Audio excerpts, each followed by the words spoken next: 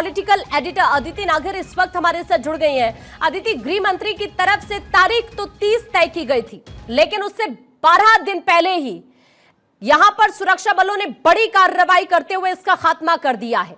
ये सिर्फ एक बड़ी कामयाबी के तौर पर ही नहीं, बल्कि मैं ये कहूंगी कि लाल आतंक की सीधे सीधे रीढ़ को तोड़ दिया गया है। अदिति, जो 31 मार्च 2026 का जो टारगेट गृह मंत्री अमित शाह ने जो संकल्प लिया था, देखिए जो नक्सलवाद है उसको खत्म करना ठीक वैसे है जैसे आज हम बात टेररिज्म की करते हैं, घर के अंदर पनपता हुआ। और अगर हम उसकी बात करें तो शायद हमें पूरा दिन चाहिए नक्सलवाद कहाँ से शुरू हुआ और किस तरीके से। लेकिन जो नक्सलवाद का सबसे डरावने चेहरों में से एक चेहरा था वो था हिडमा। इतने बड़े बड़े जिस तरीके से ऑपरेशन हिडमा ने किए थे, बड़े आतंक, जो लाल आतंक का जो चेहरा था हिडमा, उसको मार गिराना। देखिए दरअसल सरकार ने क्या किया था, सरकार ये चाहती थी कि हम उनको रास्ता दें। 2014 से एक मुहिम चल रही है, चाहे फिर वो छत्तीसगढ़ में हो, आंध्रा में हो। आपने देखा कि आंध्र प्रदेश में, तेलंगाना में, बहुत सारे इलाकों में लगभग लाल आतंक, नक्सलवाद खत्म हो चुका है। लेकिन ऑप्शंस दिए गए कि अगर आप जिस तरीके से अपने आप को सरेंडर करेंगे, सरेंडर के ऑप्शंस थे, तो आपको 40 लाख से लेकर 4.5 लाख तक आपको दिया जाएगा जैसा हथियार होगा। फिर अगर आप फर्दर नौकरी करना चाहते हैं तो उसके लिए आपको 1.5 लाख दिया जाएगा। और यहाँ तक कि अगर आप अपने संगठन की कोई बात बताएंगे कि क्या प्लानिंग है, क्या है, तो आपको सरकारी नौकरी तक दी जाएगी। यानी कि नक्सल को सरेंडर करके जेल में भेजने का नहीं था प्लान, सरकार ने ये ऑप्शन दिया कि आप आम जिंदगी जी सकते हैं। और कुछ दिन पहले आपने एक इंटरव्यू देखा होगा कि हिडमा के साथ ही एक महिला थी जिसने 2014 में सरेंडर करके एक आम जिंदगी जी रही थी। वो बताते थे कि हिडमा ऐसा है। और यहाँ तक कि खुद हिडमा के जो करीबी लोग थे वो उनसे मिल नहीं सकते थे। लेकिन एक बड़े स्तर का ऑपरेशन चलाया गया और कैसे गृह मंत्री ने बधाई दी फोन करके, क्योंकि जो 31 मार्च 2026 तक का टारगेट था, एक 14 लाख की इनामी, कुछ समय पहले की बात है, जो लड़की थी सुनीता, उसको पकड़ा गया। उसके अलावा ऐसे कई स्किल्ड, क्योंकि जिस तरीके से ये लोग रहते हैं, काम करते हैं, जो इनका जिस तरह से उनका ब्रेन वॉश होता है, पूरा जो एक ग्रुप है काम करता है, इनको पकड़ पाना नामुमकिन होता है। पर धीरे धीरे सरकार ने कई लोगों को सरेंडर कराया, कई लोगों से इंफॉर्मेशन ली। जो सरेंडर हो गए वो ठीक है, जो सरेंडर नहीं हुए उन पर टारगेट किया गया। लेकिन हिडमा MHA के लिए, गृह मंत्रालय के लिए, टास्क फोर्सेस के लिए एक बहुत बड़ी जीत की तरह है कि उसको मार गिराया। क्योंकि बहुत बार ये मैसेज दिलवाए गए कि आप सरेंडर कर दीजिए। इतनी बड़ी संख्या, जो कभी शायद कोई व्यक्ति गांव में, दंतेवाड़ा में, उस इलाके में रहने वाला व्यक्ति के समझ के परे है कि वो वापस से एक आम मुख्य धारा में जुड़ सकता है, सरकारी नौकरी तक उसको मिल सकती है, जिसमें आप स्किल्ड हो। देखिए आधे से ज़्यादा लोग पेड़ों से कूदकर बंदूक चलाने में स्किल्ड है, तो आप उसमें भी कई ऐसी जगह काम कर सकते हैं। आपको घर चलाने के लिए, ट्रेनिंग के लिए, इसके साथ साथ आपको बहुत उस तरह का पैसा मिल सकता है कि आप अच्छे से ना सिर्फ खुद का, अपने पूरे परिवार का, एक्सटेंडेड फैमिली को भी जीवन व्यापन अच्छे से कर सकते हैं। आपकी सुरक्षा का भी तमाम होगा, आपको स्किल भी दी जाएगी। लेकिन बहुत सारे ऐसे नक्सल, इनामी नक्सलवाद थे जिन्होंने सरेंडर नहीं किया, जिसमें हिडमा है वो एक डरावना चेहरा था नक्सलवाद का, जिसको मार गिराया। और आज ये मान लीजिए कि ये जो आखिरी कड़ी थी उसे तोड़ दिया गया है। अब 31 मार्च 2026 जो टारगेट अमित शाह ने लिया था, जो संकल्प लिया था, वो पूरा कर लिया जाएगा जाहिर तौर पर। और इससे बड़ी कामयाबी और क्या होगी, क्योंकि एक तरफ तस्वीर वो भी सामने आती है जब हम देखते हैं कि ये जो बड़े बड़े नक्सली हैं वो भी सरेंडर करने के लिए पहुंच रहे हैं। इस तरह का खौफ इनके अंदर पैदा कर दिया गया है। लेकिन जब 76 जवानों की हम बात करते हैं, जिनकी हत्या का ये मास्टरमाइंड रहा है, जो 2010 में दंतेवाड़ा के अंदर हमला हुआ था, ये कहा जा सकता है अदिति कि न्याय की ये एक पहली सीढ़ी है जो कि अब पूरी हो चुकी है। बिल्कुल, देखिए, क्योंकि सबसे पहले ये चैलेंज लेना, क्योंकि आपने देखा कि किस तरीके से नक्सलवाद पनपा। सबसे पहले पश्चिम बंगाल में एक नक्सलबाड़ी एक इलाका हुआ करता था, वहाँ से मूवमेंट शुरू हुआ।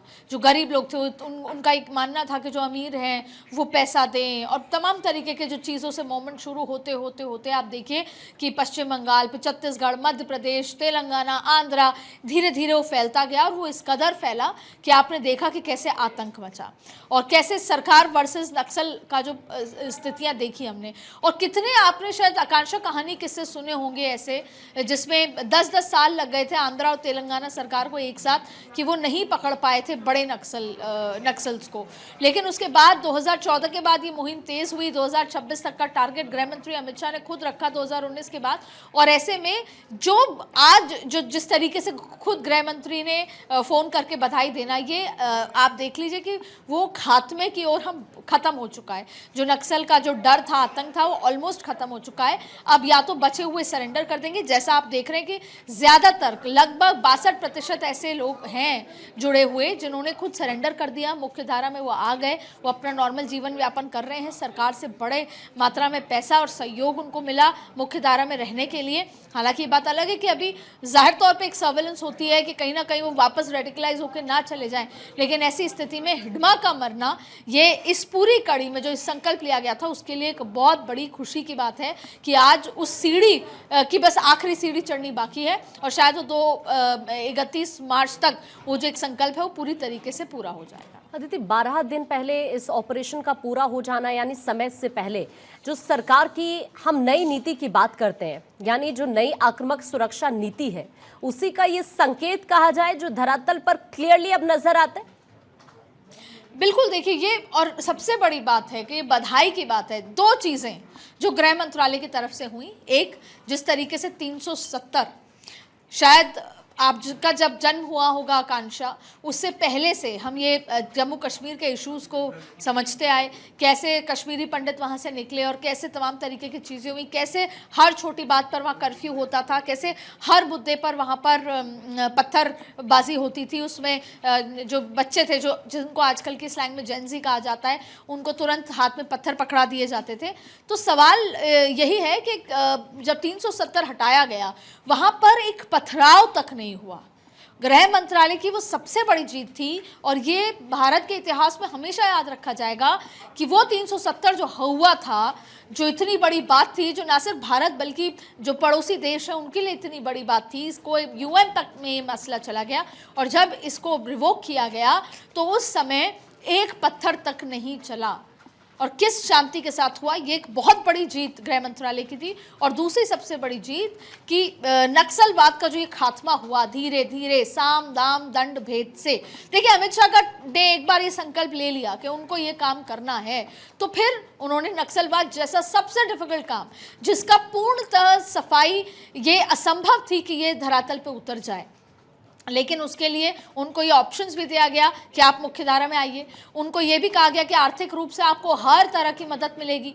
आपको खेत दिए जाएंगे, 20 लाख रुपए आपको दिए जाएंगे जिसमें आप खेत खरीदें, आपको जिस भी तरह की जीवन व्यापन शुरू करना है 20 लाख तक।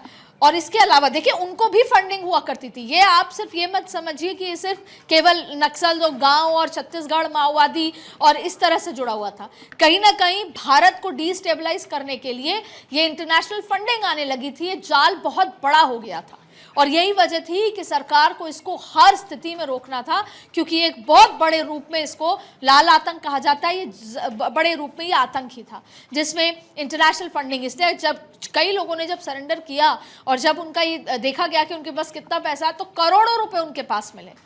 संगठन के लोगों के पास अति पैसा मिला और जो कि असंभव है कि जो गांव में जिस तरीके से रहते हैं, पेड़ों पे रहते हैं, अलग तरीके से छुप के जीवन यापन करते हैं, उनके पास उनके संगठन को बूस्टअप करने के लिए इतना पैसा दिया जाए। तो ये कहीं ना कहीं इंटरनेशनल कनेक्शंस थे। तो अमित शाह ने संकल्प लिया और आज जिस जगह पर गृह मंत्रालय और जो फोर्सेस खड़ी हैं, जिसको लेकर अमित शाह ने बधाई देते हुए कहा, ये कहीं ना कहीं इस पूरे प्रकरण में एक बहुत बड़ी जीत के लिहाज से है। और 31 मार्च 2026 को जिस तरीके से कहा जाएगा कि संकल्प पूरा हुआ, ये अपने आप में भारत के लिए हर 140 करोड़ लोगों के लिए ये बधाई की बात होगी, सुरक्षा के लिहाज से, भारत की प्रगति के लिहाज से। और जो वो राज्य हैं जो कट जाते थे शाम के 6 बजे बाद, जहां पर जाना असंभव था, जहां चुनाव में सिक्योरिटी फोर्सेस का डिप्लॉयमेंट होता था, वो आप बिहार में देखिए, असंभव था कि कभी 2 फेज में चुनाव हो। तो एक जैसे एक लॉ एंड ऑर्डर का हम जिक्र करते हैं, ठीक वैसे ही जिस तरीके से ये एक बड़ा कदम एमएचए की तरफ से लिया गया है सिक्योरिटी फोर्सेस की तरफ। बिल्कुल अदिति।